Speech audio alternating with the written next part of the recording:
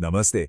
कभी कभी ऐसा होता है ना कि सिर्फ चार छोटी छोटी लाइनें एक इतने गहरे एहसास को बयां कर जाती हैं जिसके लिए शायद हजारों शब्द भी कम पड़ जाएं।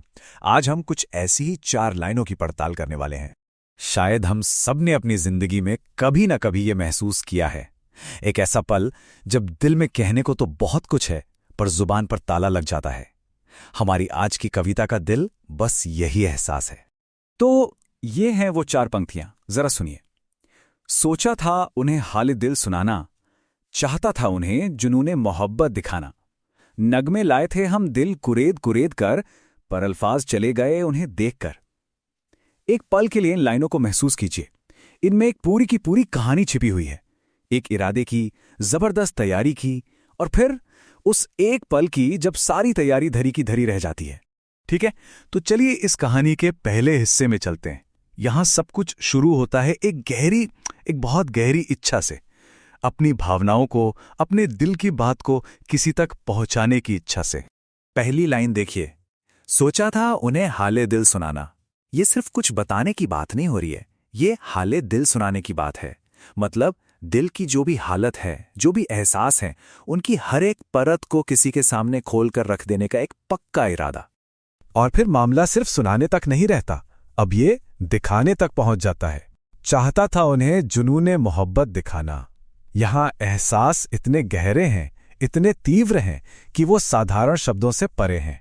ये सिर्फ प्यार नहीं है, ये जुनूने मोहब्बत है, यानी प्यार का पागलपन, उसकी दीवानगी। और इन दो जुमलों को समझना बहुत जरूरी है। हाले दिल और जुनूने मोहब्बत, ये महज शब्द नहीं है, ये अपने आप में एहसासों का पूरा समंदर है। इनसे हमें पता चलता है कि कहने वाला कितनी शिद्दत से, कितनी गहराई से अपनी बात रखना चाहता था। चलिए अब कहानी के अगले पड़ाव पर आते हैं, जो हमें मिलता है तीसरी लाइन में। यहां बात हो रही है उस तैयारी की, अपनी भावनाओं को व्यक्त करने की बहुत ही खूबसूरत तैयारी की। तीसरी लाइन है, नगमे लाए थे हम दिल कुरेद कुरेद कर। वाह, क्या कल्पना है। ये लाइन ना एक बहुत ही नाजुक प्रोसेस को दिखाती है।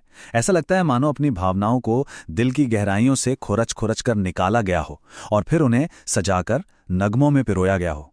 मतलब ये एक बहुत सोची समझी, एक बहुत ही प्राइवेट तैयारी थी।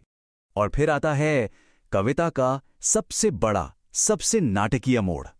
वो एक पल जब सारा इरादा, सारी तैयारी हकीकत से टकराती है और सब कुछ एक पल में बदल जाता है।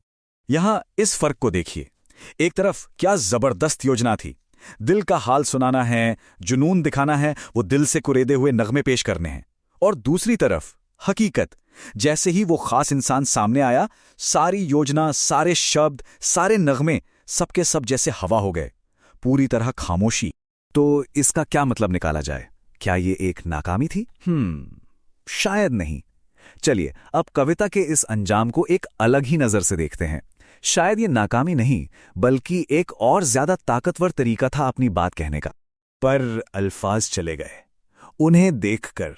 ये आखिरी लाइन, यही तो पूरी कविता का दिल है, ये क्लाइमेक्स है, और इसी में इसका सबसे गहरा मतलब भी छिपा है। शब्दों का यूं चले जाना कोई कमी नहीं थी, बल्कि अपने आप में ही एक बहुत बड़ा पैगाम था। तो असल बात यह है कि वो जो खामोशी थी ना, वो बात करने में नाकामी नहीं थी। अरे वो खामोशी ही तो असल बात थी। जो शब्द तैयार किए गए थे वो शायद कभी भी उस एहसास की गहराई को बयां नहीं कर पाते जो उस एक पल की खामोशी ने कर दिया। कभी कभी जो कहा नहीं जा सकता वो ही तो सब कुछ होता है। वो खामोशी ही उस जुनूने मोहब्बत का सबसे बड़ा सबूत बन गई। और इसी एक सवाल के साथ आज की बात खत्म करते हैं। क्या अपनी बात कहने का, अपनी भावनाओं को व्यक्त करने का सबसे ताकतवर रूप खामोशी है?